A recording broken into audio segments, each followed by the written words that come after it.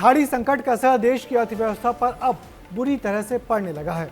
यही वजह है कि प्रधानमंत्री नरेंद्र मोदी ने आने वाले दिनों में कठोर समय की चेतावनी दे डाली है।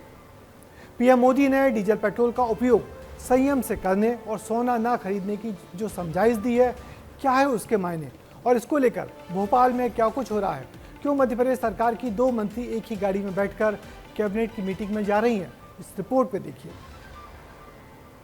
वैश्विक संकट के इस समय में हमें कर्तव्यों को सर्वोपरि रखते हुए कुछ संकल्प लेने होंगे और उन संकल्पों को पूरे समर्पण भाव से पूरा करना होगा।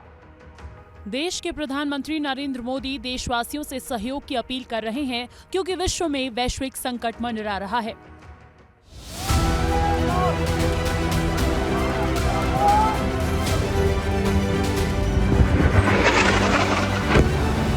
प्रधानमंत्री नरेंद्र मोदी तेलंगाना में थे, मंच से संबोधित कर रहे थे और इस दौरान उन्होंने देश की जनता से अपील की। उन्होंने कहा कि पश्चिम एशिया में जारी संकट को देखते हुए ईंधन की खपत में संयम बरतना जरूरी है। आज जो संकट है उसमें हमें विदेशी मुद्रा बचाने पर भी बहुत जोर देना होगा। जो विदेशी मुद्रा खर्च होती है पेट्रोल डीजल बचाकर हमें वो मुद्रा भी बचानी है। शहरों में जहां मेट्रो है वहां हम तय करें कि हम मेट्रो का ही उपयोग करेंगे। डीजल पंप की जगह सोलर पंप का उपयोग करने का जोर देना होगा। प्रधानमंत्री नरेंद्र मोदी ने जनता से 7 अपील की, लेकिन सबसे ज्यादा जोर दिया पेट्रोल और डीजल बचाने पर। पीएम ने अपील की और मध्य प्रदेश में इसका पालन होना भी शुरू हो गया है। वैश्विक संकट के बीच अब मध्य प्रदेश में फ्यूल सेविंग पॉलिटिक्स शुरू हो चुकी है। मोहन सरकार की कैबिनेट बैठक में मंत्री संपत्तिया उइके और कृष्णा गौर दोनों एक ही गाड़ी में पहुंचे। इस वक्त हम मंत्री संपत्तिया उइके और मंत्री कृष्णा गौर के बंगले के बाहर मौजूद है। आप देखिए मंत्री कृष्णा गौर यहाँ पहुंची हैं। आप देखिए कि दोनों जो मंत्री हैं वो साथ में गाड़ी शेयर करते जा रही है, एक संदेश दे रही हैं। देश के यशस्वी प्रधानमंत्री जी की अपील को स्वीकारते हुए हम लोग साथ में आज वल्लभ भवन जा रहे हैं। कैबिनेट की बैठक में जाते समय क्योंकि हमें एक ही स्थान पर जाना है, इसलिए हमने विचार किया कि हम एक साथ जाएंगे और प्रधानमंत्री जी के इस आह्वान को सफल बनाएंगे। और राज्य मंत्री लखन पटेल ने भी अपने सारे काफिले को उनकी गाड़ी के साथ चलने के लिए मना कर दिया है। अब मंत्री शहर में कहीं भी जाएं, केवल अपनी एक गाड़ी से ही जाते हैं।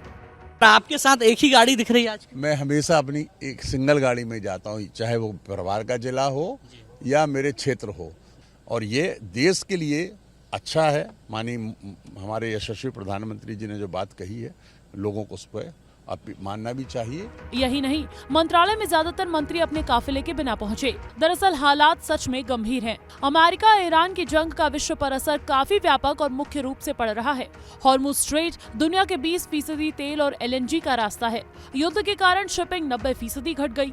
इम्पोर्ट एक्सपोर्ट साइकिल पूरी तरह से चरमा चुकी है और इससे विश्व की अर्थव्यवस्था अब हिलने लगी है। यही वजह है कि मंत्री और विधायक अब प्रधानमंत्री नरेंद्र मोदी की अपील अनुसार काम कर रहे हैं, लेकिन आम जनता इन अपीलों को कैसे देखती है वो भी जान लीजिए। पूरे विश्व में पेट्रोलियम संकट है। ईवी गाड़ी खरीदने से पेट्रोल और डीजल की बचत आम आदमी नहीं मानेगा, तब तक कैसे होगा? जब देश पे इस प्रकार का कोई संकट आता है तो प्रधानमंत्री जी की अपील को ध्यान में दिया जाना चाहिए। सरकार से लेकर मंत्री और जनप्रतिनिधि तक अब इस पर अमल करने लगे हैं, लेकिन बड़ा सवाल यही है कि क्या आम जनता भी अपनी आदतों में बदलाव लाकर देश की अर्थव्यवस्था को सहारा देने के लिए तैयार है? क्योंकि आने वाले समय में पेट्रोल डीजल की हर बचत देश की ताकत बचाने की भी लड़ाई हो सकती है। ब्यूरो रिपोर्ट, विस्तार न्यूज। प्रधानमंत्री मोदी ने देश को जो हिदायतें दी उसका सबसे गहरा असर शेयर मार्केट पर दिखा और आज सुबह शेयर मार्केट खुलते ही 1000 पॉइंट गिर गया। इससे शेयर बाजार में एक ही दिन में 6 लाख करोड़ रुपए सुहा हो गए। पीएम की सोना नहीं खरीदने की अपील से भी सराफा कारोबार से जुड़े कारीगरों और व्यापारियों में बहुत निराशा दिखी। वैसे सोना नहीं खरीदने से देश का सोने के आयात में खर्च होने वाला 6 लाख करोड़ रुपए सालाना का राजस्व की बचत होगी। वैसे पीएम मोदी की हिदायतों से देश के लोगों के सामने खाड़ी संकट से बिगड़ रहे सख्त हालातों की जानकारी तो अब लग ही गई है।